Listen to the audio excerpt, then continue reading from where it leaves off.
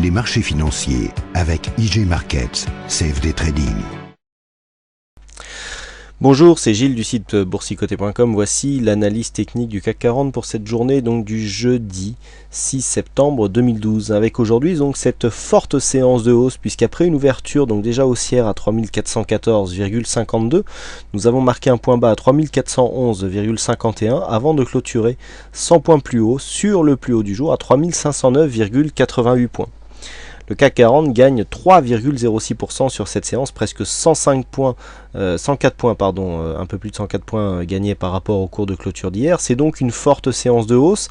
Alors hier, je vous avais dit qu'on attendait une forte volatilité, que c'était pour ces raisons pour les raisons de la réunion de la Banque Centrale Européenne, qu'il était peu probable que l'on reste coincé ici dans ce range horizontal, qu'il faudrait choisir sa direction. J'avais préféré une direction haussière et donc c'est ce scénario qui s'est réalisé. Nous nous retrouvons donc avec un Marubozu quasiment parfait, seulement 3 points d'ombre de mèche basse sur cette bougie qui clôture sur le point haut. Donc techniquement on transforme bien l'essai qui avait été émis donc depuis cette bougie baissière ici, puisque j'avais anticipé un point bas sur cette zone de support des 3374, on a fait 3372,80 sur le plus bas, et puis ensuite nous sommes remontés, donc on valide ici la formation d'un double bottom qui ressemble presque à une forme en Adam et Ève, avec Ève ici et Adam là, et donc qui nous donne un objectif au-delà des 3523, aux alentours des 3550 sur le CAC 40. Du point de vue des indicateurs, nous avons un RSI qui remonte donc légèrement. Alors on voit bien ici, vous voyez, quand on cherche à valider des figures techniques, on voit bien ici le RSI. Et donc ce qui est très important au niveau du RSI, il est normal que le RSI suive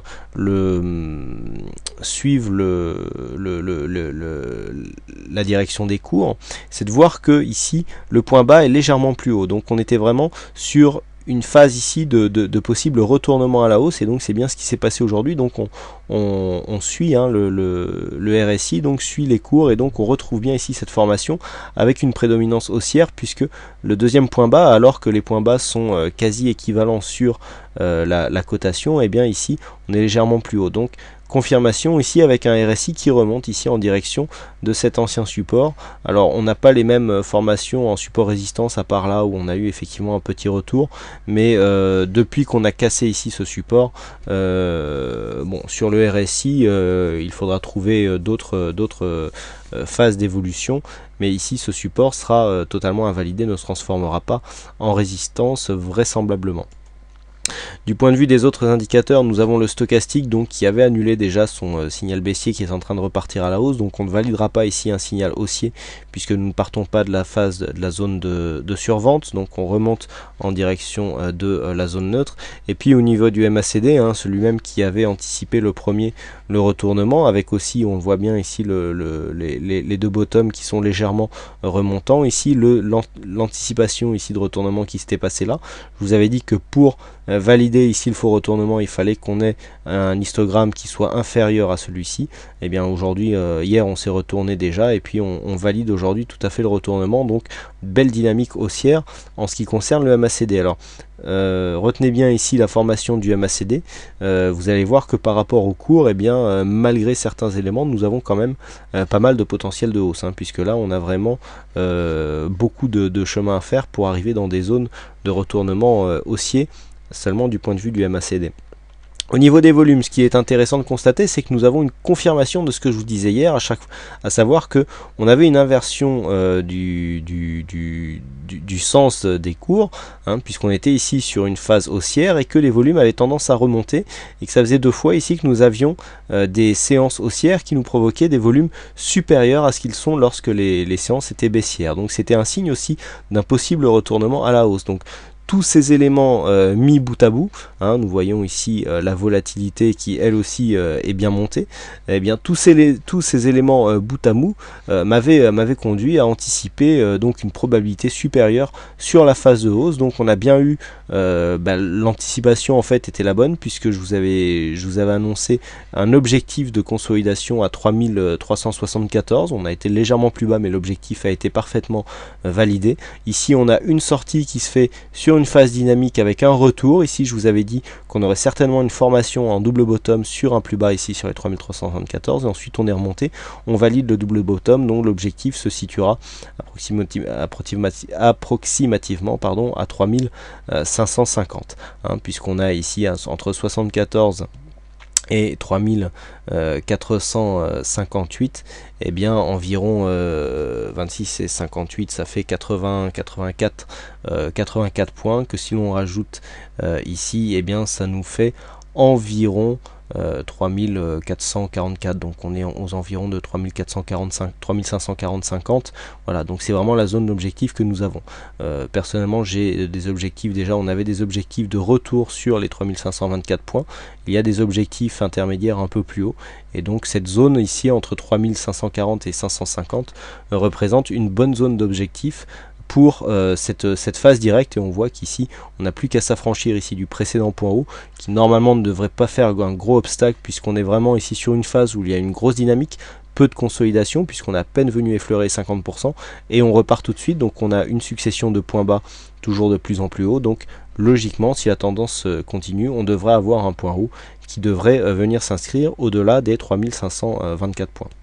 Donc pour demain, les données techniques sont simples. Vous voyez qu'on est proche ici de la bande de Bollinger supérieure, donc on peut très bien venir tester les 3524 points avant un petit accès de faiblesse. Alors vous voyez qu'au niveau de la tendance, tant qu'on ne descend pas ici sous les 3460, on reste fortement haussier.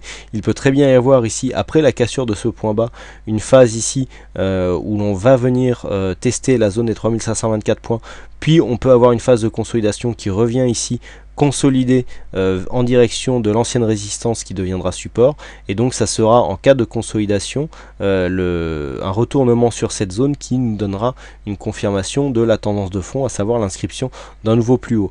Dans le cas d'une poussée haussière qui nous emmène au-delà des 3524 points, la tendance haussière sera confirmée de fait, puisque nous aurons du même coup un plus bas supérieur au précédent, et donc un point haut supérieur au précédent qui est ici là sur la zone des 3524 points. Bon, à l'inverse, dans les prochains jours, donc vous voyez qu'on reste haussier au-dessus des 3460 points.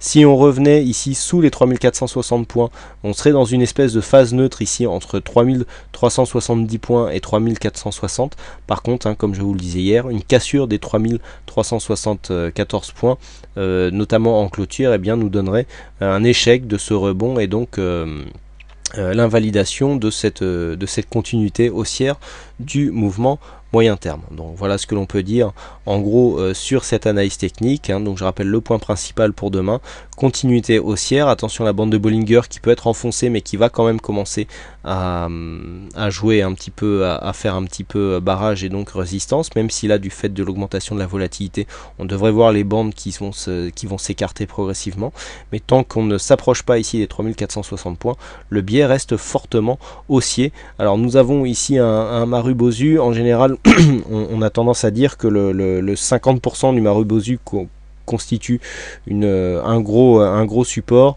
Donc là on est entre un point haut et un point bas, donc on a quasiment 100 points d'écart. Donc on tombe, puisqu'on est à 3510 sur le plus haut et 3411 sur le plus bas. Ça nous fait tout simplement 98 points d'amplitude. Et bien 98 points, si on le rajoute au point bas, donc ça nous fait tout simplement la moitié, ça fait 49 points, et donc 49 plus 3411, ça fait tout simplement 3460. Donc on voit vraiment que c'est cette zone des 3460 qui sera la zone clé à ne pas dépasser pour vraiment rester sur ce mouvement. Vous voyez que cette zone ici est 3455-60 correspond à une zone de résistance qui a souvent été testée. À voir maintenant si, comme lors de cette phase là, elle sera un bon support. Donc aujourd'hui c'est la vague qui a gagné au jeu du fixing, donc bravo à toi Stéphane, et puis quant à moi il ne me reste plus qu'à vous souhaiter à toutes et à tous une bonne soirée, bonne chance dans vos trades, et je vous donne rendez-vous dès demain pour de prochaines analyses techniques en vidéo. Bonsoir à tous. Les marchés financiers avec IG Markets, CFD Trading.